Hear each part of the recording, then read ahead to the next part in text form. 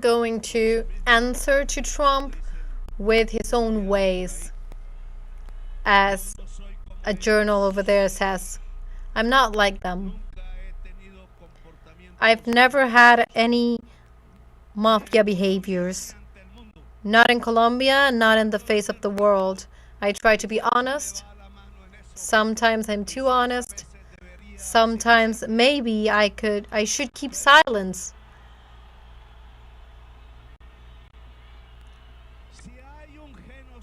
But if there is a genocide in the world, we need to denounce it. And we can never stand next to a genocide. So there's a great difference between the president of Colombia, that was maybe the first one to raise his voice when the first bombs dropped in Gaza, and it was never silent, and even applauded the last agreement that we hope it lasts, and we have even bigger agreements that could determine for a lasting peace in the Middle East. But it was not silent in Gaza. There was and there is a genocide. And in Colombia, there was and there still is a genocide. Those who caused the genocide in Gaza are friends of Trump. I said it once and time again. Leave the genocides. Do not give the genocides the bombs, because those who are dying are the babies of Gaza. It's the elderly people, the women of Gaza, people that do not deserve to die like that. So they hate us. Because I was able to go to the streets of New York and shout that no soldier of the U.S. Army, if we are really capable of defending Palestine, we were talking about a Salvation Army, and many countries were saying that they agreed with this. In Palestine, friends of the Colombian press, no soldier of the U.S. Army can take a shot at humanity, because of its oath, they need to put their arms in the service of the opposite forces. Nothing that sounds like oppression, like genocide. We need to put the arms in favor of freedom and humanity. They didn't like that. And I need to be proud of that. Because in the name of the Colombian people, I stood up there in the UN and I let everything flow like the rivers and the words, and I didn't even read a single comma, and so that the words of my soul and also mind just flowed away.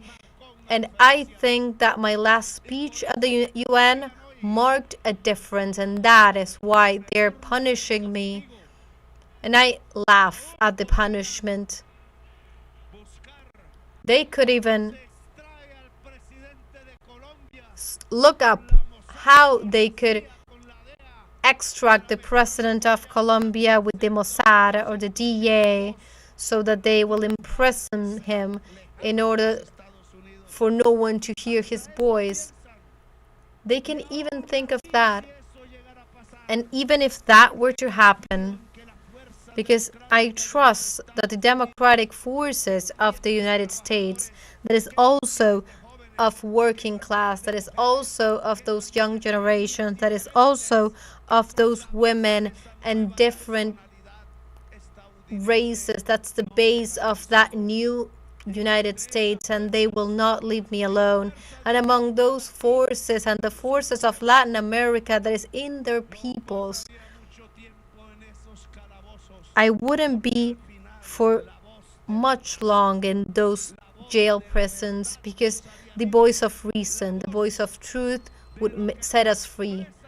The voice of what is expressed from the deep of our hearts, and that would win over the nuclear bombs and the jails and the attempts of silencing free expression, because for them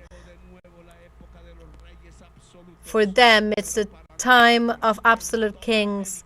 But for us, in the entire of America, we are looking at the time of freedom.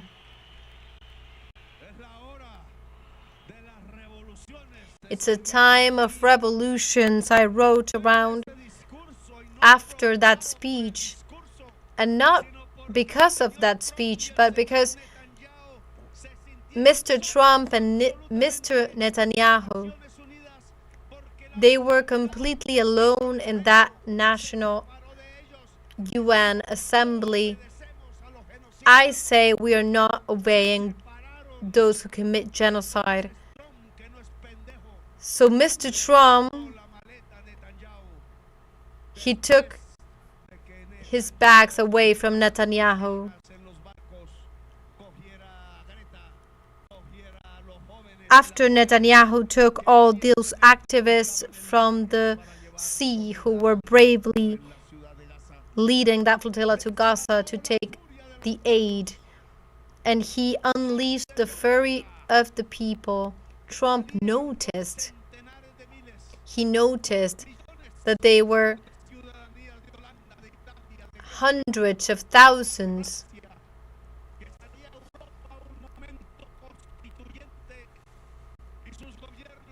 that it was a constituent moment, and the government understood that if they had to face these people in the streets,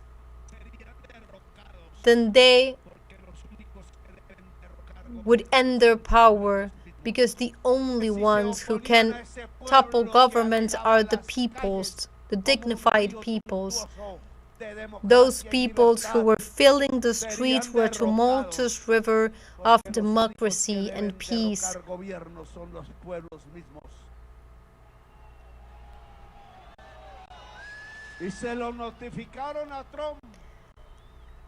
And they told this to Trump: stop playing with Europe. We are not supporting the genocide. Most countries of NATO are backing Palestine, and that is when Trump decided to stop Netanyahu, who is now trying to stop U.S. control and continue the genocide. That is the reality of what happened. And a president of Colombia, in the name of the entire Colombian people, made his effort, put his effort in this struggle for humanity in order to stop a genocide. And I think that we stopped the genocide. So from that, we need to learn. Because to the current government of Mr. Trump, we cannot answer to that government kneeling.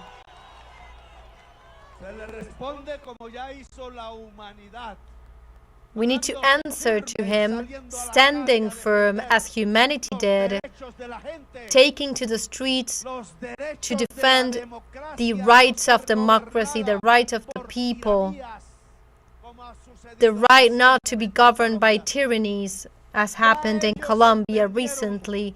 They've already understood that next to the force of money and the force of nuclear missiles, there are other two forces that are maybe more powerful.